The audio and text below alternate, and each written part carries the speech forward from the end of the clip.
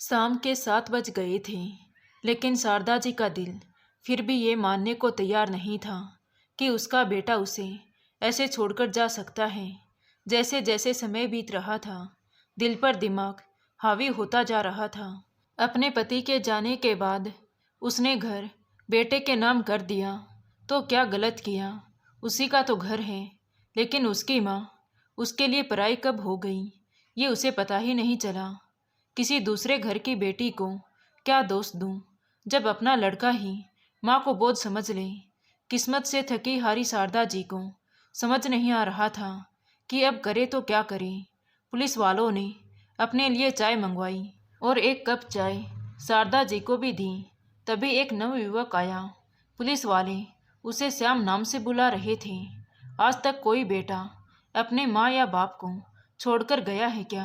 Police वालों ने शारदा जी की ओर इशारा करते हुए कहा, तो वो नवयुवक बोला, अम्मा आप परेशान ना हो, मेरा नाम श्याम है। मैं आश्रय नाम से बुजुर्ग लोगों के लिए घर चला रहा हूँ। आप वहाँ चल सकती हैं। धन्यवाद बेटा, लेकिन जब मेरे बेटे ने ही मुझे पराया कर दिया, तो अब तुम पर बोझ नहीं बनना चाहती। बूढ़ों को बोझ समझने वाले ये क्यों नहीं सोचते कि वो कोई अमर बेल खाकर नहीं आए, वो भी तो कभी बूढ़े होंगे। अम्मा आप मुझ पर बोझ नहीं हो, सरकार की तरफ से भी मुझे मदद मिलती है। आप मेरे साथ चलो, आपकी उम्र के बहुत मिलेंगे वहाँ पर। नहीं बेटा, बूढ़ी जरूर हुई हूँ पर मजबूर नहीं। अम्मा तो फिर तुम जाओगी कहाँ? जहाँ मुझे मेरे श्याम ले जाएंगे। तो पुलिस वाले ने कहा, अम्मा ऐसे तो हम तुम्हें नहीं जाने देंगे। घर का या किसी रिश्तेदार का पता बता दूं तो तुम्हें वहां छुड़वा देंगे, नहीं तो फिर आपको श्याम के साथ ही जाना पड़ेगा। जब बेटे ने ही अपनी माँ को इस हालत में अकेला छोड़ दिया, तो किन रिश्तेदारों का नाम बताऊं? शारदा जी ने मन में सोचा और फिर बोली, बेटा मेरी एक बहन है, उसका पता जैसे ही याद आएगा तुम्हें बता दूंगी। शारदा जी ने झूठ बोल दिया। अगर सच बोलती तो उसे श्याम के साथ जाना पड़ता, और स्वाभिमानी शारदा जी को ये मंजूर नहीं था कि किसी की दया पर जिए। उसकी साड़ी में कुल 700 रुपये बंधे थे। उसने 100 रुपये निकाल कर श्याम को दिए और कहा, बेटा मेरे खाने के लिए कुछ ले आओ, शायद खाकर थोड़ा दिमाग चले और मैं अपनी बहन के घर का पता याद कर पाऊँ। तो श्याम कुछ ही देर में सब्जी पूरी ले आया।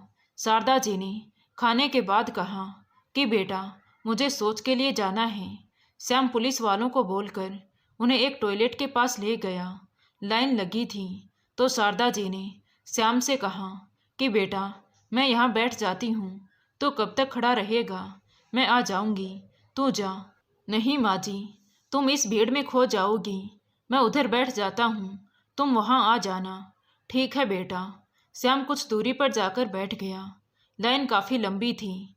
वो अपने मोबाइल से किसी से बातें करने लगा। आधे घंटे बाद श्याम वहाँ पहुँचा, लेकिन शारदा जी वहाँ नहीं थी। लोगों से पूछने पर पता चला कि वो काफ़ी समय पहले यहाँ से चली गई। तो श्याम ने कैंप की ओर तेजी से कदम बढ़ाए। कैंप पहुँचने पर देखा कि वहाँ भी नहीं है। फिर उसने पुलिस वालों को सारी बात बताई। इतनी भीड़ में शारदा जी को ढूंढना आसान नहीं था।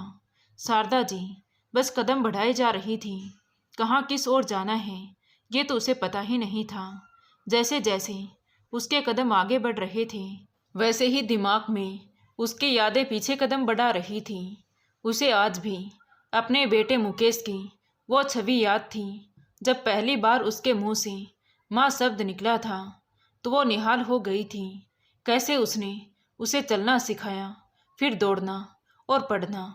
सोचते हुए शारदा जी की आंखों से अश्रुओं की धारा बहने लगी। जो यादें उसे कभी सुख का अनुभव कराती थी, आज वही उसे पीड़ा दे रही थी।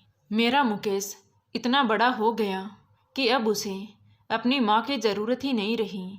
अपने अतीत और वर्तमान में उलझी हुई शारदा जी भीड़ भाड़ से काफ़ी दूर निकल आई थी। अब पैर भी साथ नहीं दे रहे थे। सड़क के किनारे एक बड़ा सा पत्थर था।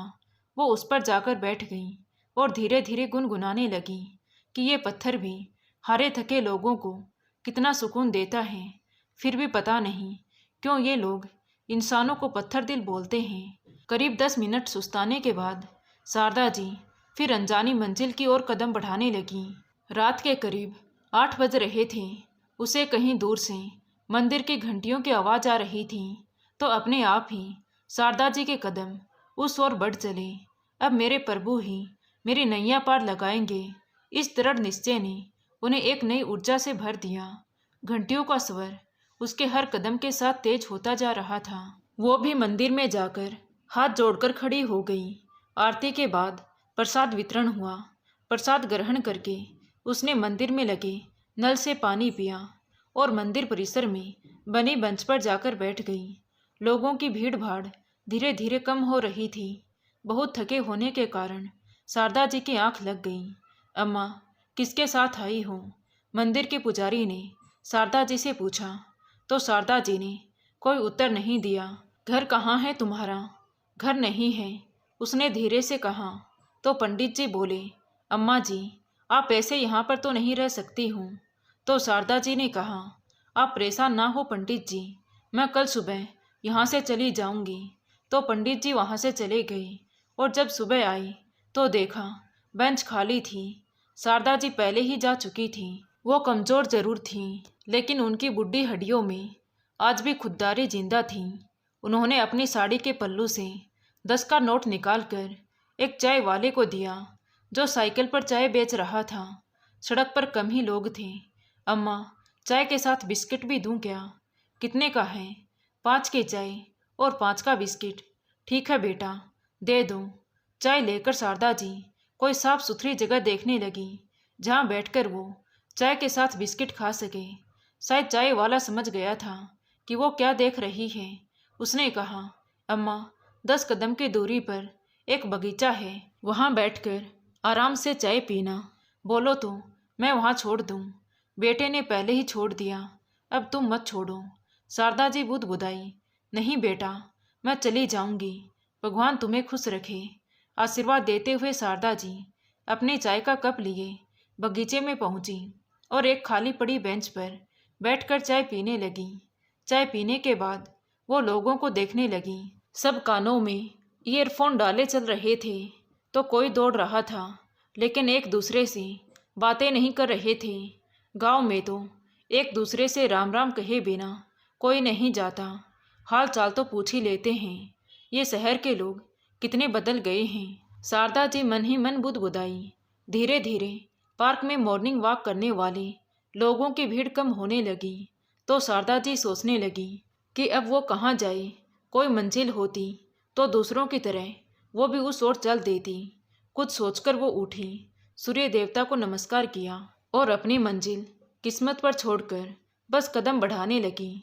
दिमाग में बस यही चल रहा था, इन रुपयों के ख़त्म होने से पहले कुछ काम ढूंढना है, पर कैसे और क्या काम, ये सब उसे समझ नहीं आ रहा था। बस शांत मन से अपने कदम बढ़ाती रही और अपने पोते दक्ष को याद करने लगी कि 14 साल का हो गया, लेकिन अब भी मुझसे जब तक कोई कहानी नहीं सुन लेता तो सोता नहीं था। वो अपने बाप को अकेला आते देखकर उस पर क्या बीतेगी। मुकेश क्या कहेगा उसे? क्या ये कह पाएगा कि वो अपनी माँ को मेले में छोड़ आया है? मुकेश ने जो मेरे साथ किया, क्या उसने सपने में भी सोचा है कि भविष्य में उसका बेटा दक्ष भी उसके साथ ऐसा कर सकता है? लेकिन इतना सब सोचा होता तो शायद वो ऐसा करता ही नहीं। खैर, जैसी प्रभु की इच्छा, जरूर उन्होंने मेरे लिए कुछ अलग सोच रखा है। चलते चलते शारदा जी न जाने क्या क्या सोच रही थी। तभी उन्होंने देखा कि कई बच्चे एक बिल्डिंग के अंदर जा रहे थे, तो शारदा जी वहीं खड़ी होकर बच्चों को निहारने लगी। बच्चों की तेज आवाज़ से शारदा जी का ध्यान उनकी तरफ खींचा चला गया। कुछ बच्चे एक चाय की टपरी जैसी कच्ची दुकान पर खड़े थे और उस चाय वाले से कह रहे थे कि क्या पांडे जी, कितना इंतज़ार करवाओगे पराठे के लिए? 10 मिनट से तो खड़े हैं। बस बेटा, रमेश आने वाला होगा। इस हरामखोर को भी धंधे के वक्त उल जलूल काम याद आते हैं। 2 मिनट के कहकर गया था, अब तक नहीं आया। इस बार तो काम से निकाल दूंगा। मेरे गांव का है, वरना कब का नौकरी से निकाल दिया होता। उनकी बात सुनकर शारदा जी उस दुकान वाले के पास गई और बोली, आप कहें तो मैं पराठा बना दूं इन बच्चों के लिए। अरे आप क्यों बनाएंगी? उस दुकान वाले ने कहा। तो शारदा जी बोली, इन बच्चों को खिलाकर अच्छा लगेगा मुझे। चिंता मत करो, पराठे बनाने के पैसे नहीं लूंगी तुमसे। शारदा जी के लिए 4-5 पराठे बनाना तो मामूली सा काम था। जिंदगी भर खाना ही तो बनाया था और उनके हाथ का स्वाद ऐसा था कि पूरे गांव में उनकी तारीफ होती थी। उन्होंने पराठे बनाकर बच्चों को खिलाए। आज के पराठे बच्चों को कुछ अलग ही मज़ा दे रहे थे। वाह, क्या पराठे बनाए हैं अम्मा जी, मज़ा ही आ गया। हर रोज़ पांडे जी को लड़कों की बातें सुननी पड़ती थी, कभी पराठा कच्चा तो कभी जला हुआ। आज बच्चों के मुंह से तारीफ सुनकर उनका सीना चौड़ा हो गया। थोड़ी देर में रमेश भी आ गया और आते ही बोला, ये क्या, मैं गया और किसी और को काम पर रख लिया, ये तुमने सही नहीं किया। बिना पूरी बात सुने रमेश बिगड़ गया। तो पांडे जी कहाँ चुप रहने वाले थे। उन्होंने कहा, हाँ रख लिया, मेरी दुकान है और मेरी मर्जी, तू साले क्या करेगा। मेरे गांव का नहीं होता तो तुझे कब का बाहर निकाल दिया होता। अरे क्यों लड़ रहे हो बेटा, किसी ने तुम्हारी नौकरी नहीं ली, मैं चली, तुम करो अपनी नौकरी। इतना कहकर शारदा जी जैसे ही जाने लगी तो पांडे जी ने उनको रोकते हुए कहा, अम्मा तुम काम करोगी? बेटा काम तो मुझे चाहिए, लेकिन किसी का काम छीनकर नहीं। शारदा जी ने कहा। तो पांडे जी बोला, काम का क्या लोगी अम्मा? तो शारदा जी बोली, जितने में स्वाभिमान से जी सकूं। तुम्हारा घर कहाँ है? जब से घर छोड़ा है तब से अब पूरा संसार ही मेरा घर है बेटा। शारदा जी की बात सुनकर पांडे जी ने कहा, अम्मा तुम यहाँ काम करो, रात में यही सो सकती हो, गद्दे का इंतजाम मैं कर दूंगा, महीने का 5,000 दूंगा, रहना खाना मुफ्त। और हाँ रमेश, तुझे मैं आखिरी मौका दे रहा हूँ, तू अम्मा की मदद करेगा। पराठे वो बनाएंगी, सब्जी बाजार से लाना, उबालना, मसाला बनाना और आटा गूंदना तेरे जिम्मे में है, और पराठा बनाना अम्मा के। समझ आई बात? पांडे जी की बात सुनकर बेमन से रमेश ने हाँ कर दिया, जैसे किसी ने उससे उसकी गद्दी छीन ली हो। आज अम्मा के पराठे की शायद कॉलेज के अंदर ज़्यादा ही तारीफ हो गई थी। लेक्चर के बाद काफ़ी लड़के पराठा खाने आने लगे। अम्मा ने जो काम शुरू किया तो फिर दोपहर 3 बजे जाकर ही उन्हें आराम मिलता। आज पांडे जी बहुत खुश थे। पूरे दिन की आमदनी कुछ ही घंटों में निकल आई। अम्मा अब तुम भी कुछ खा लो। शारदा जी ने कुछ और पराठे बनाकर रमेश और पांडे जी को भी खाने को दिए और फिर खुद भी खाने बैठ गई और मन ही मन ईश्वर को धन्यवाद दिया। उसने कभी ये सोचा भी नहीं था कि वो कभी खुद भी कमाएगी। अपनी कमाई की रोटी खाना कितना सुकून देता है, आज उन्हें पता चल रहा था। पांडे जी ने शाम को एक गद्दे का इंतजाम कर दिया ताकि शारदा जी दुकान में ही सो सकें, और शाम 8 बजे पांडे जी और रमेश अपने घर के लिए निकल गई। अब शारदा जी अकेली रह गई। इंसान जब अकेला होता है तो उसे अपनों की यादें अपनी ओर खींच लेती हैं। शारदा जी भी उन यादों में खींची चली जा रही थी। कहते भी हैं मूल से ज़्यादा ब्याज प्यारा होता है। उन्हें अपने पोते दक्ष की बहुत याद सता रही थी। यही वो समय होता था जब वो शारदा जी से कहता, आज कोई नई कहानी सुनाओ ना, और अपने स्कूल की सारे दिन की दिनचर्या बताता। किससे झगड़ा किया, किस टीचर ने तारीफ की तो किसने आज क्लास के बाहर खड़ा किया। शारदा जी अपने पोते दक्ष की खास दोस्त थी, जिनसे वो कुछ नहीं छुपाता था। गद्दे पर लेटी हुई शारदा जी अपने पोते को याद कर आंसू बहा रही थी। सोच रही थी कि दक्ष कैसे रह रहा होगा उसके बिना। अब तक तो मुकेश घर पहुंच चुका होगा। क्या कहा होगा उसने?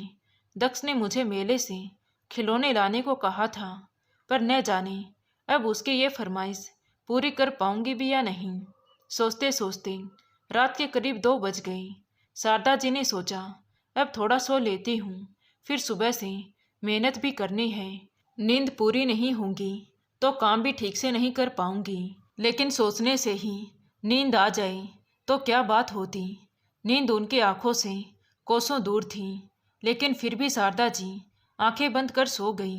सुबह 7 बजे जब रमेश आया तो शारदा जी जाग रही थी। क्या हुआ अम्मा, नई जगह नींद नहीं आई क्या? तो शारदा जी मुस्कुरा दी, क्योंकि कई सवालों के जवाब नहीं होते। अम्मा, मैं सब्जी ले आया हूँ, आलू उबालने के लिए चढ़ा रहा हूँ, उसके बाद आटा गूंद दूंगा। और कोई काम हो तो बता देना, सेठ से शिकायत मत करना, बहुत खिटपिट करता है वो। नहीं बेटा, मैं शिकायत क्यों करूँगी, कहते हुए शारदा जी ने उठकर 2 कप चाय बनाई। चाय पीते हुए रमेश ने कहा, अम्मा एक बात पूछूं, तुम यहाँ की तो नहीं लगती हो, कहाँ से आई हो? तुम्हारे घर परिवार में क्या कोई नहीं है? नहीं, सब हैं बेटा। तो तुम यहाँ क्यों हो? बस अपना वजूद ढूंढने निकली हूँ। अम्मा, आपकी बातें किसी पहेली से कम नहीं। चाय बहुत बढ़िया बनाई है। चाय पीने के बाद दोनों खाने की तैयारी करने लगे। 9 बजे से बच्चों की दुकान पर चहल पहल शुरू हो गई। कल वाले बच्चे कुछ और नए बच्चों के साथ लौट आए थे। अम्मा, कल जैसे ही मज़ेदार 2 आलू के पराठे बना दो, तो शारदा जी बड़े प्रेम से बच्चों के लिए पराठे बनाने लगी, जैसे घर में आए किसी मेहमान के लिए बनाते हैं। इस काम के रूप में शारदा जी को जीने का सहारा मिल गया था और इन बच्चों की हंसी और चहक में वो अपना दुख भूल जाती। धीरे धीरे शारदा जी उन बच्चों को उनके नाम से जानने लगी। सिगरेट पीते बच्चों को अब शारदा जी बड़े अधिकार से टोक भी देती थी। बच्चे भी शारदा जी का बड़ा सम्मान करने लगे थे, इसलिए सिगरेट कहीं और पीने के बाद ही पराठे खाने जाते। पांडे जी भी अपनी बढ़ती बिक्री से खुश थे। हर दिन शारदा जी को कुछ नया सीखने को मिलता, लेकिन हर रात अब भी ठीक वैसी ही होती। शारदा जी जैसे ही अकेली होती, मोह के धागे उन्हें फिर अपनी ओर खींचने लगते। उनका तकिया रोज आंसुओं से भीग जाता। अब ये उनकी दिनचर्या का हिस्सा था। अपनी इन्हीं यादों के जरिए ही तो वो अपने परिवार से जुड़ी हुई थी। कई महीने हो गए थे।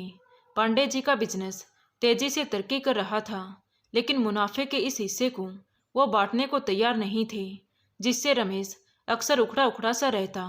अम्मा, तुम बोलती क्यों नहीं हो? काम बढ़ गया है और सेठ तनख्वाह बढ़ाने को तैयार नहीं है। पहले बोलते थे कि आमदनी नहीं होती, पैसे क्या खाक बढ़ाऊं, और अब जब काम अच्छा चल रहा है तो भी पैसा देने को तैयार नहीं है। बेटा, मुझे आज 6 महीने हुए हैं और जितना मिल रहा है वो भी बच ही जाता है। मैं क्या बोलूं, आज तुम्हारे लिए बात करके देखती हूँ, शारदा जी ने कहा। रमेश ने शारदा जी का बैंक में अकाउंट खुलवा दिया था और उसे ही अपने बैंक में पैसे जमा करवाने के लिए देती। रमेश को बहुत उदास देखकर शारदा जी ने सोचा वो आज जरूर मौका देखकर पांडे जी से उसकी पगार बढ़ाने के लिए बात करेगी। पांडे जी अब दुकान पर कम बैठते थे, क्योंकि शारदा जी पर पूरा भरोसा जो था। शाम 7 बजे करीब वो आते थे और दिन भर की कमाई में से अगले दिन का सामान लाने के लिए रमेश को पैसे देते और निकल जाते। आज नियत समय पर पांडे जी आ गए तो शारदा जी ने उसके लिए चाय बनाई और फिर बोली, बेटा, रमेश दिन भर बहुत मेहनत करता है, मेरे साथ उसका काम भी काफ़ी बढ़ गया है, उसकी तनख्वाह बढ़ा दो।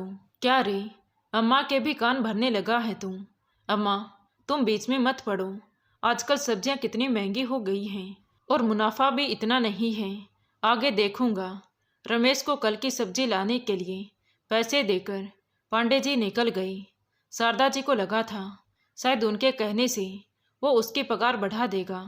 बेचारा 2 साल से उसी तनख्वाह पर काम कर रहा है, लेकिन शायद पैसा पाकर इंसान और लोभी हो जाता है। देखा अम्मा, एक नंबर का लालची इंसान है ये, सारा पैसा बस खुद रखना चाहता है। गांव में माँ है, बीवी है, 2 बच्चे हैं, 7,000 में कुछ होता है क्या? बड़ी मुश्किल से महीने के आखिर में थोड़ा रुपया बचाकर घर भेज पाता हूँ। इस बार तो अम्मा बीमार पड़ गई तो खर्चा ज़्यादा ही हो गया। गांव जाने के लिए किराए के पैसे निकालना भी मुश्किल हो रहा है। सोच रहा हूँ और 2 महीने बाद जाऊँ। बेटा, पैसा चाहिए तो मुझसे ले लो, बैंक में बेकार पड़ा है, शारदा जी ने कहा। तो रमेश बोला, नहीं अम्मा, आपसे पैसा लेना अलग बात है और हक का पैसा अलग है। 2 साल से उसी तनख्वाह में काम कर रहा हूँ। अब यहाँ मन नहीं लगता। बेटा धैर्य रखो, आगे अच्छा होगा। अम्मा क्यों ना हम दोनों मिलकर नया धंधा लगाना शुरू करें। मेहनत तो हम दोनों ही करते हैं ना, और मुनाफा ये खाता है, तब मेहनत भी हमारी होगी और मुनाफा भी हमारा होगा। बेटा मुश्किल में पांडे जी ने मुझे सहारा दिया, मुझे ऐसे अच्छा नहीं लगेगा। एक बार फिर से मौका देखकर तुम्हारे लिए बात करूँगी। ठीक है अम्मा, चलो अब मैं चलता हूँ, फिर कल आऊँगा। हम तो नौकर लोग हैं, देखो कब तक भगवान इस सेठ की चाकरी करवाता है। कुछ दिन और निकल गए। अब रमेश काम पर तो आता, पर उसका काम में मन नहीं लगता था। शारदा जी उसका उदास चेहरा देखकर दुखी हो जाती। वो इस बीच कई बार पांडे जी से उसकी पगार बढ़ाने की सिफारिश कर चुकी थी, पर मानो उनके कान पर जूं ही नहीं रेंग रही थी। शारदा जी अपना काम उसी उत्साह से कर रही थी। बच्चों को अच्छा खाना बनाकर खिलाना उन्हें बहुत अच्छा लगता था। अम्मा एक गोभी का पराठा और बना दो ना, थोड़ा कड़क सेकना, गौरव ने कहा। तो शारदा जी ने मुस्कुराते हुए कहा, हाँ मुझे मालूम है तुम्हें कड़क और नीरज को मुलायम पराठे पसंद हैं। पराठे बनाते बनाते शारदा जी की नज़र पास खड़े एक बच्चे पर पड़ी। उसकी उम्र लगभग 15 साल की होगी। देखने में गरीब घर का बच्चा लग रहा था। पराठे की उठती महक उसके खाली पेट में शायद और तरंगे पैदा कर रही थी। वो ललचाई नज़रों से वहीं देख रहा था। शारदा जी ने उसे अपने पास बुलाया और कहा, पराठा खाएगा? उसने हाँ में सिर हिलाया और धीरे से कहा, पैसे नहीं हैं। कोई बात नहीं बेटा, वहाँ बैठो, मैं देती हूँ तुम्हें। गौरव और नीरज का पराठा बनाने के बाद शारदा जी ने उस लड़के के लिए पराठा बना दिया। वो बच्चा शायद बहुत भूखा था। उसने गर्म पराठा ही मुंह में डाल लिया और उसका मुंह जल गया। बेटा आराम से, ये लो पानी पी लो और एक पराठा बना दूँ। उसने फिर एक बार हाँ में सिर हिला दिया। उसे पराठा खाते देख शारदा जी को अपने पोते दक्ष की याद आ गई। इतना बड़ा हो गया फिर भी कई बार जिद करता था, मुझे आज अपने हाथों से खिलाओ। शारदा जी उसकी यादों में खोई ही थी कि पांडे जी की कर्कश आवाज़ उनके कानों में पड़ी। इसने पराठे के पैसे दिए हैं क्या? नहीं दिए। क्यों, क्या हुआ? मैं इतनी मेहनत से कमाता हूँ, अगर आज दिन में नहीं आता तो पता नहीं चलता कि तुम लोगों ने यहाँ लंगर खोल के रखा है। शारदा जी को पांडे जी की ये बातें अच्छी नहीं लगी। उन्होंने कहा, बेटा मेरी तनख्वाह में से काट लेना। अच्छा, देख लिया तो तनख्वाह में से काट लेना, नहीं देखता तो मेरा पैसा ऐसे ही लुटाती। आज पांडे जी की बात सुनकर शारदा जी को महसूस हो रहा था कि नौकरी में कितनी मजबूरी होती है, गलत ना होते हुए भी सुनना पड़ता है। पांडे जी कुछ और बोलते, उससे पहले ही रमेश बोल पड़ा, ठीक से बात करो उनसे, बहुत बड़ी है आपसे। पांडे जी को अपने यहाँ नौकरी करने वाले की ये बात कैसे बर्दाश्त होती। वो उस पर भड़क गया। माहौल देखकर वो बच्चा आधा पराठा छोड़कर ही न जाने कहाँ चला गया। शारदा जी को बहुत दुख हुआ। वहाँ बैठे बच्चे भी अब इस लड़ाई में शामिल हो गई। अम्मा से कोई तेज आवाज़ में बोली, ये उन्हें कहाँ बर्दाश्त था। इतनी आवाज़ों में शारदा जी की आवाज़ कौन सुनने वाला था। थोड़ी देर बाद रमेश और शारदा जी सड़क पर बैठे थे। पांडे जी ने दोनों को काम से निकाल दिया। कॉलेज के कुछ बच्चे भी उनके पास ही खड़े थे। अम्मा तुम परेशान मत हो बेटा, मुझे अपनी नहीं रमेश की चिंता है। मैं तो अकेली हूँ, उसके काम से उसके पूरे परिवार का पेट पलता है। अम्मा तुम मेरी चिंता मत करो। मैं वैसे भी तंग आ गया था इस हरामी के साथ काम करते करते। पराठे का ही धंधा करेंगे और इधर ही करेंगे, देखते हैं क्या करता है ये, और इससे ज़्यादा कमाकर दिखाएंगे। एक चूल्हे और टेबल का ही तो इंतजाम करना है, कर लेंगे कुछ ना कुछ जुगाड़। ठीक है बेटा, तुम चाहते भी यही थे कि खुद का काम शुरू करें। जो होता है अच्छे के लिए होता है। आज रात को कहाँ जाओगे अम्मा?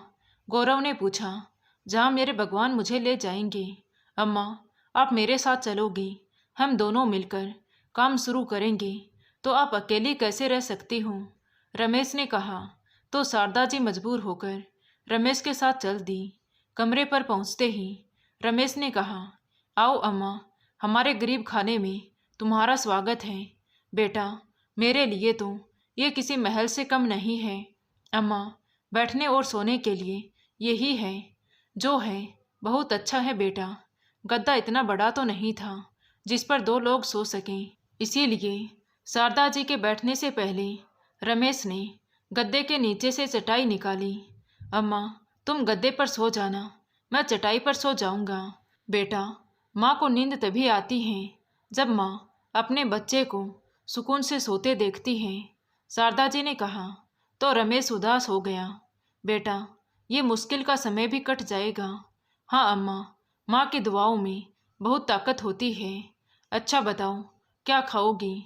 घर पर क्या रखा है बेटा? सब्जी तो नहीं है अम्मा, मैं बाहर से लेकर आता हूँ। बेटा, दाल चावल हैं तो खिचड़ी बनाती हूँ। हाँ अम्मा, ये तो मिल जाएगा। रमेश ने 2 डब्बे निकालकर अम्मा के सामने रख दिए और नीचे चला गया। थोड़ी देर बाद वापस आया तो उसके हाथ में एक चादर था। अम्मा, ये तुम्हारे लिए एक ही चादर था, इसीलिए दूसरा लेने गया था। शारदा जी सोच रही थी, कोई भी तो रिश्ता नहीं है इससे मेरा, फिर भी मेरे लिए कितना कर रहा है।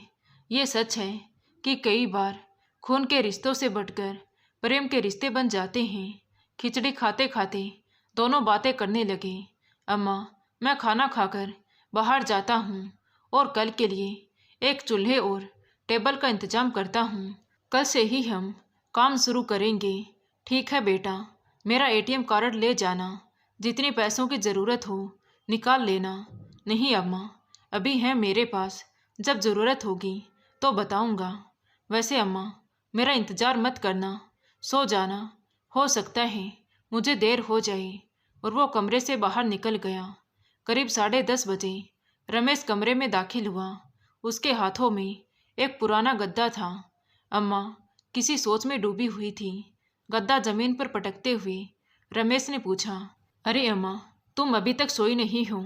बेटा, कमरे की कड़ी बहुत ऊंची है, इसलिए लगा नहीं पा रही थी, और फिर कमरा खुला छोड़कर कैसे सो जाती? अरे अम्मा, यहाँ कमरे में लेने के लिए है ही क्या? और जो इस सामान को भी चुरा कर ले जाएगा तो ये सोचकर संतोष कर लूँगा कि उसकी हालत मुझसे भी कमज़ोर होगी। पुराने कपड़े और कुछ गिने चुने बर्तन ही तो हैं। तो शारदा जी ने मुस्कुराते हुए कहा, अच्छा ये बताऊं, चूल्हे का इंतजाम हो गया क्या? हाँ अम्मा, टेबल और चूल्हा दोनों का जुगाड़ हो गया है। अम्मा, मैं सुबह घर से जल्दी निकल जाऊंगा। आप सुबह 10:30 बजे तक यूनिवर्सिटी के पास आ जाना, वहीं से शुरू करेंगे अपना नया धंधा। ठीक पांडे जी की दुकान के सामने जो नीम का पेड़ है उसके नीचे। बेटा, मैं वहाँ तक कैसे पहुँचूंगी? शारदा जी ने कहा। तो रमेश बोला, अम्मा, कमरे से निकलकर बाएं जाना, 2-3 दुकानें छोड़कर ऑटो खड़ा होगा, उसे कहना यूनिवर्सिटी छोड़ दे। जब ऑटो में सवारी पूरी हो जाएंगी तो वो 10 रुपये में आपको कॉलेज के पास छोड़ देगा, और खुले पैसे दाल के डब्बे में रखे हैं, वहाँ से ले लेना। अच्छा बेटा, अब सो जाओ, कल जल्दी उठना भी है। हाँ अम्मा, कहते हुए रमेश गद्दे पर लेट गया और 2 मिनट में ही खर्राटे पाड़ने लगा। बेखबरी से उसे सोते देख शारदा जी को अच्छा लगा। वो मन ही मन ईश्वर से उसके लिए प्रार्थना करने लगी कि उसके नए धंधे में उसे सफलता मिले। अतीत और वर्तमान में खोई हुई शारदा जी भी कब सो गई उन्हें पता ही नहीं चला। जब नींद खुली तो देखा कि रमेश कमरे में नहीं था। नियत समय पर शारदा जी यूनिवर्सिटी पहुंच गई। नीम के पेड़ के नीचे रमेश ने अपनी दुकान सजाई थी और वो काम में व्यस्त था। शारदा जी को देखकर बोला, अरे आ गई अम्मा आप, बस तुम्हारा ही इंतजार हो रहा था। पराठे का मसाला तैयार कर दिया है, बच्चे कई बार पूछकर जा चुके हैं, फिर आते ही होंगे। मैंने उन्हें कह दिया था पहला पराठा तो अम्मा के हाथों से ही बनेगा। पांडे जी की दुकान सामने बंद पड़ी थी। शारदा जी उस ओर देखने लगी। 6 महीने उस दुकान में ही उन्होंने बिताए थे। उन्हें बंद दुकान देखकर अच्छा नहीं लग रहा था। तभी उन्हें देखकर कॉलेज के बच्चे आ गए। गौरव ने कहा, अम्मा, तुम्हारे पराठे का ही इंतजार हो रहा था, अब बस जल्दी से खिला दो, बहुत भूख लगी है। ठीक है बेटा, अभी बनाती हूँ। नीरज कहाँ है? आज तुम्हारे साथ दिखाई नहीं दे रहा। अम्मा, उसकी बहन को आज लड़के वाले देखने आ रहे हैं, इसीलिए नहीं आया। शारदा जी पराठे बनाने लगी। रमेश ने नीम के पेड़ पर एक तख्ती लटका दी, जिस पर पराठे के दाम लिखे थे। पराठे का दाम पांडे जी की दुकान से कम रखा था और आज विशेष ऑफर भी था, 2 पराठे के साथ तीसरा मुफ्त। रमेश पराठे बनाने में शारदा जी की मदद करने लगा। विशेष ऑफर का लाभ उठाने के लिए आज कुछ ज़्यादा ही भीड़ लग गई थी। अम्मा के हाथ निरंतर चल रहे थे और रमेश के भी। दोनों ने ही सुबह से कुछ ही नहीं खाया था, लेकिन दुकान अच्छी चलती देख दोनों अपनी भूख प्यास भूल चुके थे। 12 बजे के करीब उन्हें थोड़ी राहत मिली। अम्मा चलो, अब तुम बैठो, मैं पराठे बनाता हूँ। थोड़ी देर बाद खाने के लिए फिर से भीड़ लगने लगेगी, रमेश ने कहा। तो शारदा जी बैठ गई। वो भी थक गई थी। रमेश ने पराठे बनाकर उन्हें दिए और फिर दोनों मिलकर पराठे खाने लगे। आज रमेश ने बिना कुछ खाए रोज के मुकाबले ज़्यादा मेहनत की थी, फिर भी उसके चेहरे पर प्रसन्नता थी। शारदा जी ने मन में सोचा, यही अंतर होता है जब हम किसी की नौकरी करते हैं और जब खुद का काम करते हैं। करीब 1 घंटे बाद रमेश की दुकान पर फिर से भीड़ जमा हो गई। वही पांडे जी की दुकान खाली पड़ी थी।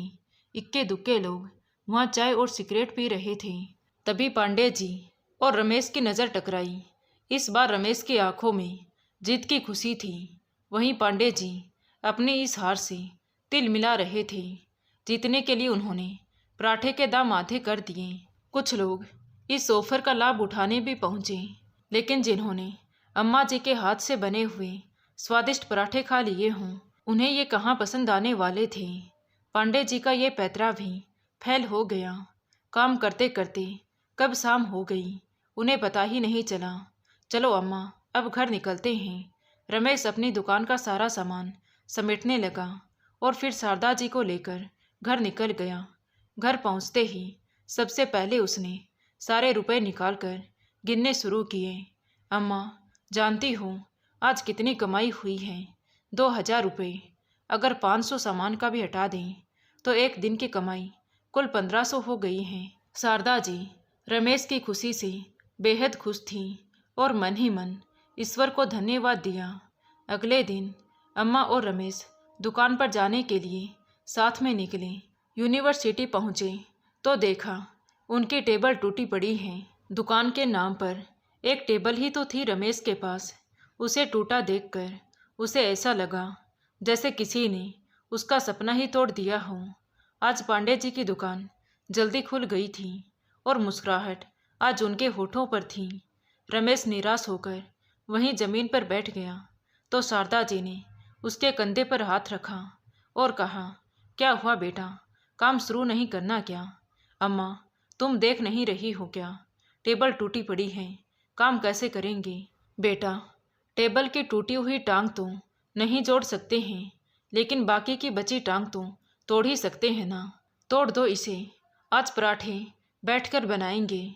रमेश को अम्मा की ये बात सही लगी और उसने टेबल की बची हुई एक टांग भी तोड़ दी। अब वो टेबल नहीं, लकड़ी की एक पाट की बची थी, जिस पर उन्होंने सामान रखा और काम में जुट गए ताकि बच्चों के आते ही उन्हें पराठे दे सकें। बच्चों को पांडे जी की हरकत के बारे में जब पता चला तो इक्के दुक्के लोग जो कल उनकी दुकान पर गए थे, उन्होंने भी आज रमेश की दुकान का रुख कर लिया। आज एक बार फिर रमेश की दुकान पर भीड़ थी और पांडे जी मक्खियाँ मार रहे थे। वो अपनी इस हार से तिल मिला उठे। उनके अंडर काम करने वाला नौकर आज उनकी दुकान के सामने ही दुकान लगाकर उन्हें चुनौती दे रहा था। अपनी हार उन्हें मंजूर नहीं थी। कहते भी हैं, मोहब्बत और जंग में सब कुछ जायज़ है। पांडे जी अपमान का ये घूंट पीकर चुप रहने वालों में से नहीं थे। पांडे जी के इरादों से अनजान रमेश अपने काम में लगा था। रमेश आज ग्राहकों की संख्या बढ़ते देख और ज़्यादा खुश था। कोई अपनी सफलता से खुश था तो कोई किसी को आगे बढ़ते देख ईर्ष्या के अग्नि में जल रहा था। आज के दिन का काम खत्म करने के बाद रमेश अपना पूरा सामान लेकर शारदा जी के साथ घर को निकल गया। आज वो लकड़ी की पाटी भी अपने साथ ले गया। उसे पांडे जी के इरादों पर बिल्कुल भरोसा नहीं था। अम्मा, मुझे इस लालची इंसान पर बिल्कुल भरोसा नहीं है। कल पता नहीं ये क्या करेगा। बेटा, ये कुछ भी कर ले, लेकिन होगा वही जो ईश्वर चाहेंगे। तुम सो जाओ, बस अपनी मेहनत पर भरोसा रखो। जो हमारे हाथ में है बस उस पर ध्यान दो, जो नहीं उसे सोचकर बेकार परेशान होकर क्या फ़ायदा। हाँ अम्मा, तुम सही कह रही हो। रमेश ने बोल तो दिया, लेकिन उसके अंदर का डर अब तक नहीं गया था। पिछले कई सालों से पांडे जी के यहाँ काम कर रहा था, इसीलिए जानता था वो कि कितना घातक इंसान है वो। लेकिन शारदा जी की बातों से उसने अपने आप को समझा लिया। जो होगा देखा जाएगा। अभी सोचकर नींद खराब करके क्या फ़ायदा। पूरे दिन कड़ी मेहनत करने के चलते दोनों को जल्दी नींद आ गई। अगले दिन भी रमेश की दुकान पर काफ़ी भीड़ थी और पांडे जी की दुकान पर बस कुछ लोग सिगरेट और चाय के लिए खड़े थे। तभी एक पुलिस वाला रमेश की दुकान पर आ धमका। पुलिस वाले ने डंडा जमीन पर मारते हुए कहा, किसकी दुकान है ये? मेरी दुकान है साहब। ये तुम्हारी ज़मीन है क्या? नहीं सरकार, बस अभी 2 दिन हुए हैं यहाँ धंधा लगाए हुए, रमेश ने घबराते हुए कहा। तो पुलिस वाला बोला, जहाँ जगह मिली दुकान लगा दी। अपने बाप का राज समझ रखा है क्या? हटाओ ये दुकान अभी के अभी, या फिर मैं हटाऊं अपने तरीके से। ऐसा ना कहो सरकार, ये हमारी रोजी रोटी है। अभी के अभी ये दुकान बंद कर।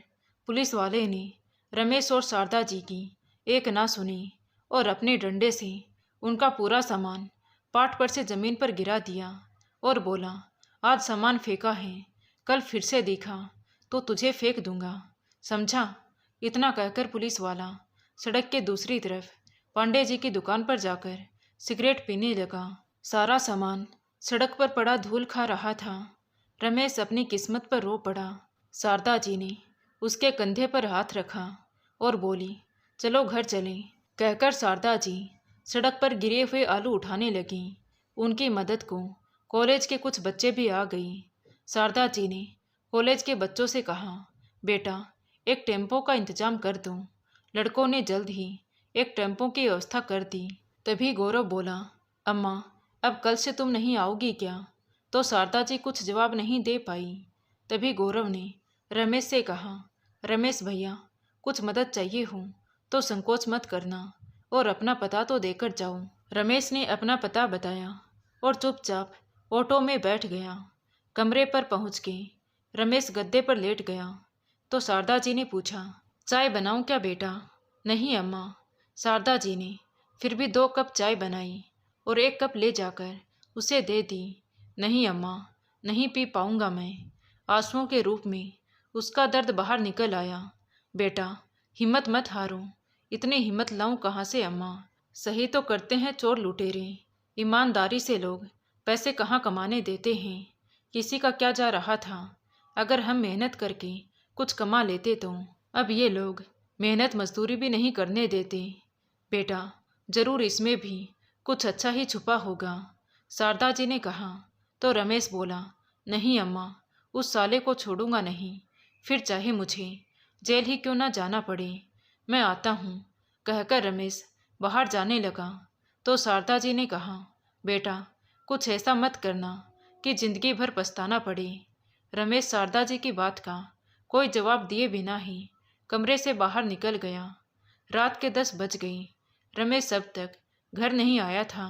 शारदा जी को उसकी चिंता सताई जा रही थी। वो कई बार कमरे से बाहर निकलकर सड़क पर झांककर देखा। जैसे जैसे समय बीत रहा था उनकी चिंता बढ़ती जा रही थी। कहाँ जाए, किससे रमेश के बारे में पूछे, उन्हें समझ नहीं आ रहा था। रात के 12 बज गए थे, लेकिन शारदा जी की नींद उनकी आंखों से कोसों दूर थी। करीब 12:30 बजे रमेश लड़खड़ाता हुआ कमरे में दाखिल हुआ। शारदा जी जाग रही थी, लेकिन उन्होंने ऐसे जताया कि मानो वो सो चुकी है। रमेश नशे में धुत था। इस वक्त उससे बात करने का कोई फायदा नहीं था और उन्हें जागते देख शायद वो शर्मिंदा हो जाता। सुबह के 10 बजे भी जब रमेश नहीं उठा तो शारदा जी ने उसे जगाया। अरे उठना नहीं है क्या? अम्मा, सर दुख रहा है, उठा नहीं जा रहा। आज काम पर नहीं जाना क्या? अम्मा, अब क्या खुद मार खाने जाऊं वहाँ? वो नीच मुझे कभी काम नहीं करने देगा। बेटा, ऐसा कहकर तो तुमने पहले ही हार मान ली। मतलब कि अपने दुश्मन को खुद से ज़्यादा ताकतवर समझकर घुटने टेक दिए। तो क्या करें अम्मा? फिर जाऊं वहाँ अपने सामान का नुकसान करवाने? देखो बेटा, मुझे ज़्यादा तो नहीं पता, पर क्यों हम उसकी दुकान के सामने ही अपनी दुकान खड़ी करें? इतना बड़ा शहर है, कहीं और अपनी दुकान लगाएंगे। अम्मा, तुम उसे नहीं जानती। उसे जैसे ही पता चलेगा वो वहाँ भी अपना धंधा नहीं चलने देगा। रमेश की बात सुनकर शारदा जी मन ही मन उदास हो गई और दोनों के लिए चाय बनाने लगी। शारदा जी चाय बना ही रही थी कि तभी किसी ने दरवाजे पर दस्तक दी। रमेश सर पकड़कर उठा और दरवाज़ा खोला। सामने गौरव और नीरज खड़े थे। तुम दोनों यहाँ? अम्मा राम राम। बच्चों को देखकर शारदा जी मुस्कुरा दी। आओ बच्चों, एकदम सही वक्त पर आए हो। चाय बनकर तैयार है। शारदा जी ने आधा आधा कप चाय सबको दी। अब बताओ कैसे आना हुआ? बस अम्मा के पराठे की याद आ गई थी और चले आए उस महक को ढूंढते हुए। रमेश भैया, आप ज़्यादा उदास मत हो। हम लोग कोशिश कर रहे हैं इस समस्या का हल निकालने की। कॉलेज छात्र संघ के अध्यक्ष विश्वनाथ तिवारी से हम आज बात करेंगे, कुछ ना कुछ जुगाड़ हो जाएगा। रमेश उनके दिलासे पर मुस्कुरा दिया। जब हर तरफ अंधेरा नजर आ रहा हो तो एक छोटी सी दिलासा भी बहुत मायने रखती है। गौरव और नीरज चाय पीकर चले गई। उनके जाने के बाद रमेश थोड़ा उत्साहित दिखाई दे रहा था। अम्मा, तुम्हें क्या लगता है कुछ अच्छा होगा? ज़रूर अच्छा होगा बेटा, समय ज़रूर बदलता है। अम्मा, भूख लग रही है, कुछ बना दो ना। मैं घर पर बात करके आता हूँ। बहुत दिनों से बात नहीं की, मन ही अच्छा नहीं था तो बात क्या करता। हाँ बेटा जाओ, सबको मेरा आशीर्वाद देना। रमेश मुस्कुराकर कमरे से बाहर निकल गया। शारदा जी खाना बनाने में जुट गई और सोचने लगी कि मन की गति भी कैसी होती है। उदास था तो चाय पीने का भी मन नहीं था और कुछ अच्छा होने की आस जगते ही भूख भी लग गई। भूख प्यास सब हमारी मन की गति पर निर्भर हो जाते हैं। अम्मा का मन भी उन्हें अतीत में ले गया। अब तो मुझे घर छोड़े हुए लंबा समय हो गया। क्या इस बीच मुकेश को कभी मेरी याद आई होगी? क्या वो मुझे ढूंढने इलाहाबाद आया होगा? दक्ष अब भी मुझे याद करता होगा या भूल गया होगा? कितने सारे सवाल थे शारदा जी के मन में, लेकिन जवाब एक का भी नहीं था। आज एक बार फिर शारदा जी की आंखों में नमी तर गई थी। पीछे से रमेश ने आवाज़ दी, देखो अम्मा, मैं क्या लाया हूँ। क्या लाया है मेरा बेटा दक्ष अपनी अम्मा के लिए। ये दक्ष कौन है अम्मा? रमेश ने शारदा जी की आंखों में आंसू देखे तो बोला, क्या हुआ अम्मा, तुम रो क्यों रही हो? अरे कहाँ रो रही हूँ बेटा, मैं थोड़ी देर पहले प्याज काट रही थी तो शायद इसीलिए आंखें गीली हो गई होंगी। नहीं अम्मा, तुम्हें बताना होगा, हमेशा टाल जाती हो। कौन है ये दक्ष जिसके नाम से मुझे पुकारा था? मेरा पोता है, बहुत प्यारा। अम्मा, तुम्हारा घर परिवार है तो तुम यहाँ क्यों हो? बेटा, अगर सारे सवालों के जवाब होते तो मैं यहाँ थोड़ी होती। मैं तो अब एक सूखे पत्ते की तरह हूँ, जहाँ हवा मुझे बहाए ले जा रही है, बहे जा रही हूँ जैसी प्रभु की इच्छा। चल अब तुम खाना खा ले वरना ठंडा हो जाएगा। हाँ अम्मा, तुम खाना लगाओ, मैं अभी हाथ धोकर आया। खाना खाते खाते शारदा जी ने पूछा, घर में सब कैसे हैं? सब ठीक हैं अम्मा, बस पैसों की वजह से बच्चों की पढ़ाई ना रुके। जल्दी कुछ हो जाए तो ठीक है। हो जाएगा बेटा, चिंता मत कर। दोनों बातें कर ही रहे थे कि किसी ने दरवाजे पर दस्तक दी। रमेश ने दरवाज़ा खोला तो फिर से वही गौरव और नीरज खड़े थे। उनके साथ एक लड़का और खड़ा था। गले में उसके मफलर डला था और चेहरे पर काला चश्मा। ये है हमारे छात्र युवा संघ के अध्यक्ष दीपक शर्मा। गौरव ने कमरे के अंदर कदम रखते हुए कहा। तभी दीपक शर्मा बोला, अम्मा, पहचाना तुमने मुझे? उस दिन आपने मुझे सिगरेट पीने को टोका था और मेरे पास खुले पैसे नहीं थे, तो भी पराठा खिलाकर तुमने कहा था बाद में दे देना। शारदा जी ने मुस्कुराते हुए कहा, हाँ याद है बेटा। तो पहले तो अम्मा ये 30 रुपये लो और उधारी ख़त्म करो। बेटा चाय बनाऊं क्या? नहीं अम्मा, अब तो तुम्हारे हाथ के मूली के पराठे खाने हैं, वो भी कॉलेज के सामने। देखते हैं कौन माइका लाल तुम्हारी दुकान हटाता है। लेकिन बेटा वो पुलिस वाला। अरे टेंशन क्यों लेती हो अम्मा, मेरे जीजा जी थाना इंचार्ज हैं, किसी की हिम्मत नहीं होगी तुम्हें कुछ कहने की। तुम कल से ही अपनी दुकान लगाना शुरू करो। कोई दिक्कत हो तो मुझे फ़ोन कर लेना, मेरा नंबर नोट कर लो। तो रमेश ने उसके नंबर ले लिए। चलो अम्मा, अब मैं चलता हूँ, दीपक शर्मा ने कहा। तो गौरव और नीरज भी उसके साथ चल दिए। उनके जाने के बाद रमेश खुशी से झूम उठा। अम्मा चलो, तुम तैयार हो जाओ, आज ही शिव शंकर भगवान के दर्शन करके आते हैं। रात तक आ जाएंगे और कल से धंधे की नई शुरुआत करेंगे। ठीक है बेटा, कहकर शारदा जी जल्दी से तैयार हुई और कुछ देर बाद दोनों मंदिर के लिए निकल पड़े। वापस आते आते उन्हें रात के 11 बज गए। जल्दी से आकर सो गए क्योंकि सुबह जल्दी उठना था। 8 बजे जब शारदा जी की आँख खुली तो रमेश बाहर जाने की तैयारी कर रहा था। अम्मा, मैं निकल रहा हूँ, तुम 1 घंटे बाद आ जाना। तुम्हारे लिए चाय बनाकर रखी है और पैसे चावल के डिब्बे में रखे हैं, याद है ना? हाँ बेटा याद है। तुम आधा घंटा रुको तो साथ में चलते हैं। नहीं अम्मा, अभी सब्जी मंडी से धनिया, आलू, मिर्ची सब कुछ लेना है तो मुझे टाइम लगेगा। तुम 9:30 तक यूनिवर्सिटी पहुंच जाना, मैं वहीं मिलूंगा तुम्हें। ठीक है बेटा। रमेश कमरे से बाहर निकल गया तो शारदा जी भी जल्दी से तैयार होकर यूनिवर्सिटी पहुंच गई। दोनों ने मिलकर अपनी दुकान सजाई। शारदा जी के पहुंचने से पहले ही रमेश ने आलू उबालकर रख दिए थे। शारदा जी को देखते ही बच्चों की भीड़ लग गई। पांडे जी आज दुकान पर नहीं थे। उन्हें अंदाजा ही नहीं होगा कि रमेश फिर से दुकान लगाने का साहस करेगा, पर शायद उनके नौकर ने उन्हें फ़ोन पर सारी जानकारी दे दी होगी। कुछ ही देर में पांडे जी भी अपनी दुकान पर खड़े थे और सामने का नज़ारा देखकर उनके चेहरे पर जो भाव आ रहे थे उसे देखकर कोई भी कह सकता था उनके दिमाग में क्या चल रहा है। अपने नौकर को तेजी से डांटते हुए बोले, कितनी गंदगी है, कितनी ही सफाई रखूं, गंदगी फिर भी आ ही जाती है। रमेश समझ रहा था जोर जोर से किसे बातें सुनाई जा रही हैं, लेकिन वो अपने धंधे में इतना व्यस्त था कि जवाब देना उसे ठीक नहीं लगा। पांडे जी और तिल मिला उठे। उन्होंने किसी को फ़ोन घुमाया। इधर इन सबसे अनजान अम्मा और रमेश बच्चों को उनके पसंद के पराठे खिला रहे थे। तभी रमेश की नज़र सामने से आते हुए उसी पुलिस वाले पर पड़ी जिसने उसका सारा सामान पहले गिराया था। उसे अपनी ही दुकान की ओर आते देख उसके हाथ पांव फूलने लगे। रमेश ने धीरे से कहा, अम्मा स्टोव बंद कर दो। शारदा जी ने उसकी कपकपाती आवाज़ सुनी तो ऊपर सर उठाकर देखा।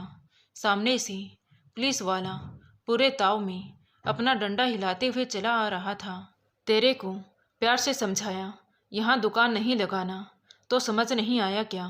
किसी ने सच ही कहा है कि लातों के भूत बातों से नहीं मानते। साहब वो तो मैं, साले अब मेरे सामने जबान भी चलाएगा। पुलिस वाला रमेश पर हाथ उठाने ही वाला था कि तभी किसी ने पीछे से उसके कंधे पर हाथ रखा। कौन है बे? कहते हुए पुलिस वाले ने पीछे मुड़कर देखा। अरे विश्वनाथ जी, आप बहुत दिनों बाद दिखाई दिए, कहीं बाहर गए थे क्या? हाँ, बाहर की गंदगी साफ करने गया था, अब वापस आ गया हूँ यहाँ की सफाई करने। और एक बात याद रखना, ये हमारा आदमी है, आज के बाद इसे कुछ कहने से पहले मेरे से बात करना। तो पुलिस वाला हाथ जोड़ते हुए चुपचाप वहां से निकल गया। विश्वनाथ जी ने रमेश के कंधे पर हाथ रखते हुए कहा, अब कोई तुम्हें परेशान नहीं करेगा, आराम से काम करो। कोशिश कर रहा हूँ कि यूनिवर्सिटी के अंदर ही तुम्हें कॉन्ट्रैक्ट दिलवा दूँ। खैर, अभी तो तुम यहाँ अपना काम चालू रखो। शारदा जी ने विश्वनाथ जी को धन्यवाद दिया। पांडे जी रमेश की खुशी देखकर बहुत परेशान हो रहे थे। उन्हें अपनी हार बर्दाश्त नहीं हो रही थी, लेकिन विश्वनाथ जी के इस मसले में घुसने के बाद उन्हें पता था कि अब वो कुछ नहीं कर पाएंगे, वरना उनको दुकान चलाना मुश्किल हो जाएगा। रमेश की खुशी बर्दाश्त नहीं होने के कारण उन्होंने अपनी दुकान आज जल्दी बंद कर दी और वहाँ से निकल गए। शाम को घर आने के बाद रमेश ने शारदा जी से कहा, अम्मा, मैं सोच रहा हूँ चाय का बिजनेस भी शुरू कर दूँ। पांडे जी की दुकान ही बंद करवा देता हूँ। बहुत परेशान किया है इसने मुझे, अब इसकी बारी है। नहीं बेटा, तुम भी उसके साथ वैसा ही करोगे तो फर्क ही क्या रह जाएगा उसमें और तुम में। तुम गलत नहीं थे तो देखो, मुश्किलों के बाद भी तुम्हारा काम शुरू हुआ। अब ये सोचो कि अपने काम को बढ़ाना कैसे है, दूसरे का काम बंद करने का मत सोचो। पांडे जी कैसे भी हों, पर उस दुकान ने हमें कई दिनों तक सहारा दिया है। मैं उस दुकान को बंद होते नहीं देखना चाहती। हाँ अम्मा, कह तो तुम सही रही हो। खाना पीना खाकर रमेश और शारदा जी दोनों सो गए। अब हर रोज रमेश की दुकान पर भीड़ जमी रहती। उसके चेहरे पर चमक आ गई थी। धीरे धीरे उसने खुद का मकान बनवा लिया और अपने परिवार को गांव से शहर बुला लिया। शारदा जी को तो मानो पूरा परिवार ही मिल गया। सभी के दिन हंसी खुशी में बीत रहे थे। अब रमेश ने अपनी दुकान पर और बंदे भी रख लिए थे। शारदा जी ने उनको सब कुछ सिखा दिया था। देखते ही देखते 4 साल बीत गए। शारदा जी 5वीं तक पढ़ी थी। अब उनके हर दिन की शुरुआत अखबार पढ़कर ही होती थी। आज भी रोज की तरह शारदा जी सुबह चाय की चुस्कियों के साथ अखबार पढ़ रही थी। एक खबर ने अचानक उनका ध्यान अपनी ओर खींच लिया। उस खबर को पढ़कर शारदा जी ने अखबार टेबल पर रख दिया। तभी रमेश चाय का कप लेकर शारदा जी के कमरे में आया और उन्हें गहरी सोच में डूबे हुए देखकर बोला, क्या हुआ अम्मा, आज पेपर नहीं पढ़ रही हो? बेटा, जितनी तेजी से दुनिया बदल रही है ना, उससे भी कहीं तेजी से ये रिश्ते बदल रहे हैं। आज एक 70 साल की बूढ़ी को कोई इलाहाबाद की स्टेशन पर अकेला छोड़ गया है। इस खबर में शारदा जी को अपना अतीत दिखाई दे रहा था। वो उस औरत के लिए बेचैन हो उठी। क्या करेगी, कहाँ जाएगी वो? किस्मत अच्छी होगी तो कोई वृद्ध आश्रम वाले ले जाएंगे, वरना कुछ दिनों में उसकी मौत की खबर इसी पेपर में छपेगी। शारदा जी ने मन ही मन कुछ ठान लिया था। रमेश, हाँ अम्मा, देखो मैं पिछले 4 सालों से काम कर रही हूँ। मैंने तुमसे कभी पैसे का हिसाब किताब नहीं लिया। मैं जानना चाहती हूँ मेरे पास कितने पैसे हैं। अरे अम्मा, तुम्हें जितने चाहिए ले लो ना, हिसाब किताब किस लिए? तुम्हें किसी बात की कोई तकलीफ है? नहीं, ऐसी बात नहीं है। मैं ये सवाल अम्मा बनकर नहीं, तुम्हारे धंधे में तुम्हारे सहयोगी के तौर पर पूछ रही हूँ और उम्मीद करती हूँ मुझे मेरे पैसे अपने मन से खर्च करने पर तुम टोकोगे नहीं। आज शारदा जी का मूड रमेश को समझ नहीं आ रहा था। उसने कहा, अम्मा, आपको जितना पैसा चाहिए आप ले सकती हैं। ठीक है बेटा, मैं बता दूंगी तुम्हें कि कितने पैसे की मुझे ज़रूरत है। अभी मुझे कहीं जाना है, दोपहर तक वापस आ जाऊंगी। अम्मा, मोबाइल रख लेना, तुम अक्सर भूल जाती हो। और वैसे अम्मा, तुम्हारा सगा बेटा तो नहीं हूँ, पर कहाँ जा रही हो बता दोगी तो चिंता थोड़ी कम हो जाएगी। बेटा, मैंने कभी तुझे पराया नहीं समझा और निश्चित जगह होती तो बता देती। मैं उस औरत की तलाश में जा रही हूँ। ठीक है अम्मा, जाओ, मैं गौरव को बुला लेता हूँ, वो तुम्हारे साथ जाएगा। ठीक है बेटा, कहकर शारदा जी अपने कमरे से निकल गई और वो अखबार लेकर पुलिस स्टेशन पहुंची और उस महिला के बारे में जांच पड़ताल करने लगी। कोई रिश्तेदार है ये आपकी? हाँ, मेरी बहन है। तो ऐसे कैसे छोड़ दिया उसे रेलवे स्टेशन पर? खबर तो आज आई है। एक दिन तो बेचारी ने स्टेशन पर ही रात गुजार दी। सरकारी अस्पताल में भर्ती कराया है। बिना कुछ खाए पिए तबीयत खराब हो गई है उसकी।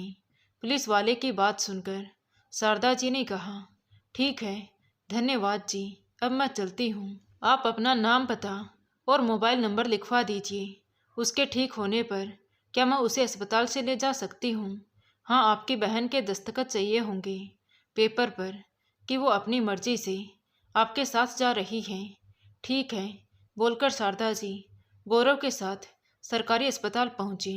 अस्पताल में काफ़ी मशक्कत करनी पड़ी उन्हें अपनी इस नई बहन को खोजने में। वो वृद्ध महिला आंखें बंद किए जमीन पर पड़ी थी और उसके हाथ में सुई के जरिए ग्लूकोज पहुंचाया जा रहा था। अस्पताल के कर्मचारी से शारदा जी ने पूछा, इसे जमीन पर क्यों लिटाया है, बिस्तर क्यों नहीं दिया? अरे शुक्र मनाओ कि इसका इलाज हो रहा है। बिस्तर एक भी खाली नहीं था। घर वालों ने तो इससे अपना पीछा छुड़ा लिया। हम इलाज तो कर रहे हैं। ये कहते हुए वो कर्मचारी बेपरवाही से निकल गया। शारदा जी कुछ सेकंड सन्न रह गई। तभी उन्हें सामने से एक डॉक्टर आता दिखाई दिया। डॉक्टर साहब, इन्हें क्या हुआ है? क्या इन्हें घर ले जाया जा सकता है? तो डॉक्टर ने कहा कि इन्हें बहुत कमजोरी है, अभी ठीक होने के बाद ले जा सकते हो। तो शारदा जी ने गौरव को कुछ पैसे देकर बाहर से अनार का जूस लाने के लिए कहा। डॉक्टर साहब, लेकिन ये कुछ बोल क्यों नहीं रही? इनको नींद की दवा दी है, जागने पर बस रोती रहती है, रात में भी जागती रहती है। 1 घंटे में उठ जाएगी, दवा का असर खत्म हो जाएगा। शारदा जी से बेहतर भला कौन जानता है कि परिवार द्वारा ठुकराए जाने पर नींद कहाँ गुम हो जाती है। वो जमीन पर बैठकर उस वृद्ध का हाथ अपने हाथ में लिए सहलाने लगी। धीरे धीरे उस वृद्धा ने अपनी आंखें खोली। शारदा जी और गौरव दोनों ही उसके लिए अजनबी चेहरे थे। तुम मुझे अपनी बहन समझो। गौरव, अनार का रस गिलास में डाल दो बेटा, शारदा जी ने गौरव को कहा। वो वृद्धा अभी भी हैरानी से उन दोनों को देख रही थी। ज़्यादा सोचो मत, पहले ये रस पी लो, बहुत कमज़ोर हो गई हो, डॉक्टर साहब ने बोला है।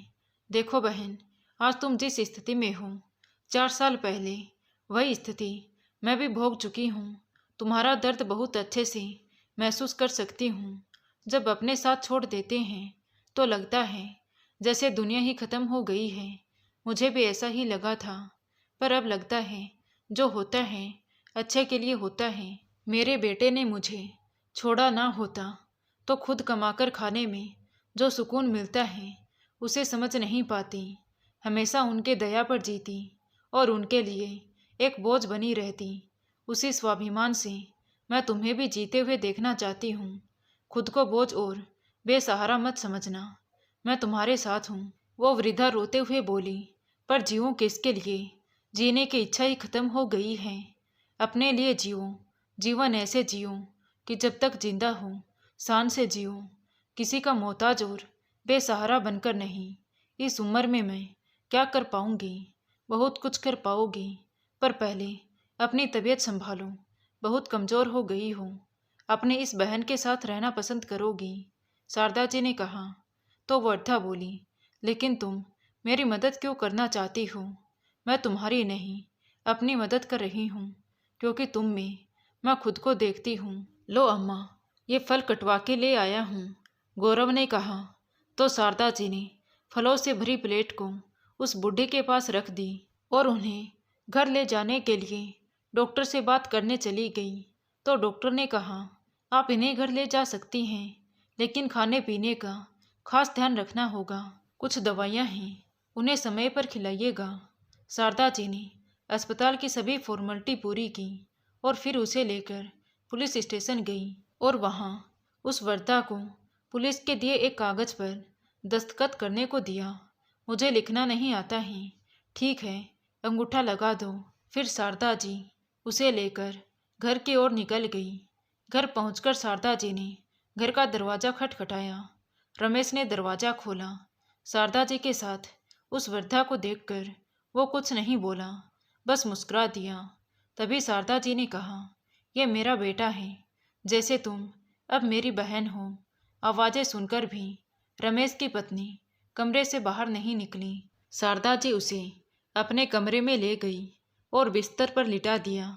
फिर अपने कमरे से निकलकर शारदा जी रमेश के कमरे की ओर जा ही रही थी कि तभी उन्हें बहू की तेज आवाज़ सुनाई दी। ये घर है या धर्मशाला जो हर किसी को यहाँ लाकर पटक दिया। मैंने पहले तुम्हारी माँ की सेवा की, फिर तुम्हारे धंधे के कारण अम्मा का ध्यान रखती हूँ। अब वो किसी और को यहाँ ले आई, न जान है न पहचान, कल किसी और को उठाकर ले आएंगी। देखो, मुझसे ये सब नहीं हो पाएगा। घर को घर ही रहने दो, और अम्मा से कुछ नहीं कर सकते हो तो मुझे गांव भेज दो। दिन रात सबकी तीमारदारी नहीं कर सकती मैं। बहू की बात सुनकर शारदा जी ने अपने कदम पीछे खींच लिए और खुद ही रसोई में चाय बनाने चली गई। 2 कप चाय लेकर पहले रमेश के कमरे में गई। लो बहू, आज मेरे हाथ की चाय पियो। अम्मा, इसकी क्या ज़रूरत थी? अरे बेटा, अपनी बहन के लिए चाय बना रही थी तो सोचा तुम लोगों के लिए भी बना दूं। बेटा, मैं सोच रही हूँ कि एक अलग घर ले लूँ। अब मेरी बहन भी आ गई है। रमेश समझ गया था कि अम्मा ने उनकी बातें सुन ली हैं, लेकिन रमेश कुछ बोलने ही वाला था कि तभी उसकी पत्नी ने उसे कोहनी मारी। तो शारदा जी बोली, बेटा, आज मैं उम्र के जिस पड़ाव पर हूँ वहाँ अब बस मेरी एक ही इच्छा बची है कि किसी को भी बुढ़ापे में दर दर की ठोकरें खाते ना देख पाऊँ। उस बुरे वक्त में जैसे तुमने मेरी मदद की, मैं भी किसी की मदद करना चाहती हूँ। अम्मा, मैंने तुम्हारी नहीं, तुमने मेरी मदद की है। मैंने तुमसे कभी पगार नहीं मांगी। तुमने और बहू ने मुझे माँ का पूरा सम्मान दिया, लेकिन अब मुझे कुछ पैसों की ज़रूरत है बेटा, ताकि एक घर किराए से ले सकूं और अपनी बहन को लेकर वहाँ चली जाऊं।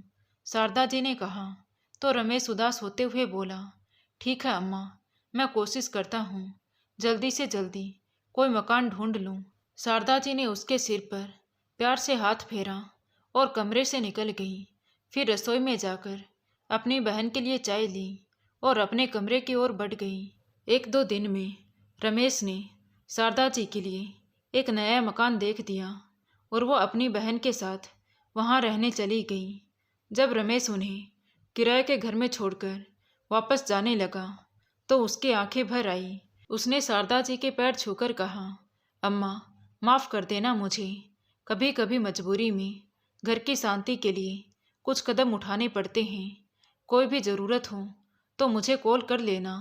मैंने घर का किराया दे दिया है और आपके बैंक अकाउंट में 2 लाख रुपए डाल दिए हैं। अब हर महीने आपके खाते में पैसे डालता रहूँगा। बेटा, अपने दिल पर कोई बोझ बिल्कुल मत रखना कि तुमने कुछ गलत किया है। बहू गलत नहीं है, उसका कहना बिल्कुल ठीक है। अब मुझे घर की नहीं, वाकई एक सराय की आवश्यकता है जहाँ लोग अपनी जीवन संध्या में आश्रय पा सकें। अब मेरा यही उद्देश्य है। बहू और बच्चों को मेरा आशीर्वाद देना और जब समय मिले तो बच्चों को मुझसे मिलाते रहना। रमेश चला गया। शारदा जी जिस बूढ़ी औरत को अपने साथ लाई थी उसका नाम विमला था। अच्छा खाने पीने से उनकी कमजोरी अब धीरे धीरे खत्म हो रही थी। शारदा जी से मिलकर उसे एक बात का संतोष हुआ कि वो अकेली नहीं है जिसके साथ उसके बच्चों ने ऐसा किया। पहले उसे लगता था कि उसकी परवरिश में कोई खोट है, लेकिन लगता है अब समय बदल रहा है। जैसे इंसान पुरानी आउटडेटेड चीज़ों को अपने घर में नहीं रखना चाहता, वैसे ही एक दिन उसके माँ बाप भी उनके लिए पुराने हो जाते हैं। अब शारदा जी ने अपना अलग से धंधा शुरू कर लिया। विमला जी को अचार बहुत अच्छा बनाना आता था, इसलिए उनसे अचार बनवा लेती और खुद पराठे बना लेती। जैसे बच्चों के बीच शारदा जी के पराठे फेमस थे, वैसे ही जल्द ही विमला जी का अचार भी फेमस हो गया। तो शारदा जी अचार के छोटे छोटे पैकेट बनाकर दुकान पर रखने लगी। अब उन्हें लगने लगा था कि हर औरत में कोई ना कोई गुण ऐसा होता है कि वो अपनी रोटी का इंतजाम खुद कर सकती है। दिन यूं ही गुजर रहे थे। एक दिन जब वो पराठा बना रही थी, तभी किसी ने उन्हें अम्मा कहकर पुकारा। तो शारदा जी ने पराठे बनाते हुए पूछा, क्या चाहिए बेटा? एक कहानी चाहिए अम्मा। ये सुनकर शारदा जी ने नज़र उठाकर देखा तो सामने उनका पोता दक्ष खड़ा था, लेकिन उसे पहचानने में शारदा जी को कुछ सेकंड का समय लग गया। इन 5 सालों में दक्ष काफ़ी लंबा हो गया था, चेहरे पर हल्की मूछें भी आ गई थी। दक्ष बेटा, शारदा जी ने कहा तो दक्ष बोला, हाँ अम्मा, तुम क्यों चली गई हमें छोड़कर? पिताजी जब इलाहाबाद से वापस आई, तुम्हें उनके साथ ना देखकर बहुत रोया था मैंने पूछा तो पिताजी ने कहा कि पता नहीं अम्मा कहाँ चली गई। सब जगह ढूंढ लिया लेकिन कहीं नहीं मिली। ऐसे कैसे हो सकता है पापा? अम्मा गुम कैसे हो सकती है? आप फिर से ढूंढने जाओ। मैंने पापा को बहुत कहा लेकिन पापा कहीं भी नहीं गए। लेकिन मैंने मन में ठान लिया था कि अपनी अम्मा को ज़रूर ढूंढूंगा और अपने माँ बाप को सबक सिखाऊंगा। इसीलिए इलाहाबाद यूनिवर्सिटी में एडमिशन ले लिया। आज दिन भर भटकने के बाद किसी ने बताया, अम्मा के हाथ के पराठे खाकर देखो, मज़ा आ जाएगा। बस फिर यहाँ चला आया और मुझे आज मेरी अम्मा मिल ही गई। शारदा जी की आंखों में आंसू थे। उन्होंने दक्ष को अपने गले से लगा लिया, उसका माथा बार बार चूमती रही। शारदा जी ने उसे प्यार से अपने पास बिठाया और अपने हाथ से उसे पराठा खिलाने लगी।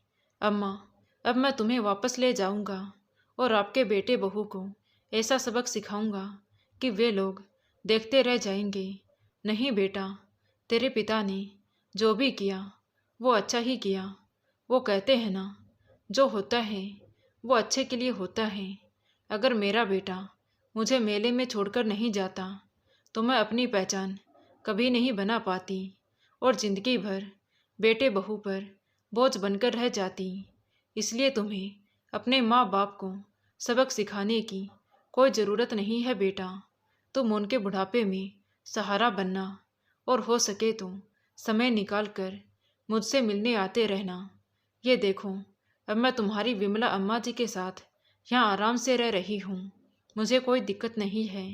अब मैं यहाँ पर बहुत खुश हूँ बेटा। तो दक्ष मायूस होकर बोला, आप कितनी अच्छी हो अम्मा। माँ पापा ने आपके साथ कितना बुरा किया, लेकिन फिर भी आप उनके भले के बारे में सोच रही हो। हाँ बेटा, क्योंकि अब मैं बहुत खुश हूँ और दूसरों को परेशान नहीं देखना चाहती। इसलिए अब आप भी मेरी चिंता करनी छोड़ दो बेटा और रोज़ मेरे हाथ से बने पराठे खाने के लिए आ जाना। ठीक है अम्मा, मैं आपसे मिलने आता रहूँगा। इतना कहकर दक्ष वहाँ से चला गया तो शारदा जी की आंखें नम हो आई। वो खुश तो बहुत थी, लेकिन अपने पोते को देखकर पुरानी यादें ताज़ा हो गई। तभी उनकी बड़ी बहन विमला जी ने कहा, अरे मुझे कमज़ोर बताने वाली आज खुद रो रही है। नहीं बहन, वो पोते को बहुत सालों बाद देखा ना तो आंखें भर आई। चलो हम अपना काम करते हैं, कहते हुए शारदा जी ने अपने आंसू पोंछे और फिर से विमला जी के साथ पराठे बनाने में लग गई। अब शारदा जी और विमला जी दोनों बहनें खुशी खुशी रहने लगी थीं। तो दोस्तों, आपको ये कहानी कैसी लगी कमेंट करके ज़रूर बताएं। कहानी अच्छी लगी हो तो प्लीज़ वीडियो को लाइक करें, शेयर करें और हमारे चैनल कहानी विद देवांशी को सब्सक्राइब ज़रूर करें। Thank you.